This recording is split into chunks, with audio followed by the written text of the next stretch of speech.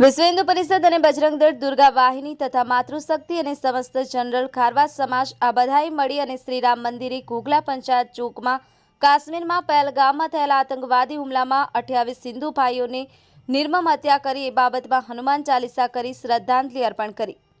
કૃષ્ણા સોલંકી, દી mirror news, Diu.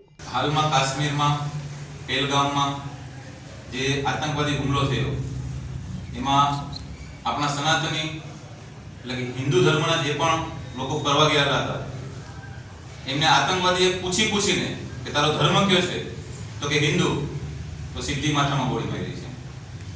તો આવા જે હુમલાખોરો છે એને અમે વખોડીએ છીએ અને આપણા માનનીય શ્રી મોદી સાહેબને પણ કહીએ કે આવા ક્રૂર અને નિર્દય જે આતંકવાદીઓ છે એ આ જે માયરા છે એનો બદલો લે. અને આજે અમે વિશ્વ હિન્દુ પરિષદ, બજરંગ દળ, દુર્ગા વાહિની અને સમસ્ત ખારવા સમાજ જે પણ 28 લોકો મર્યા છે અને માયરા છે એને શ્રદ્ધાંજલિ આપીએ છીએ. અને આજે અમે શનિવાર છે તો દર શનિવારે અમે ભેગા થઈએ છીએ હનુમાન ચાલીસા બોલવા માટે.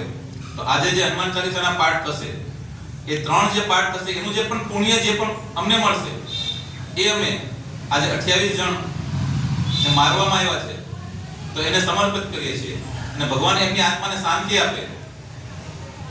અને આગળ કઈ ના કહેતા બસ આવા જે આતંકવાદીઓ છે એ વારંવાર આપણા દેશમાં આવીને જે આ ક્રૂર હત્યા કરે છે એ ન થવું જોઈએ એવી માનનીય શ્રી મોદી સાહેબને આપણે નમ્ર વિનંતી કરીએ છીએ અને આનો બદલો લઈ અસ્તુ. જય શ્રી રામ.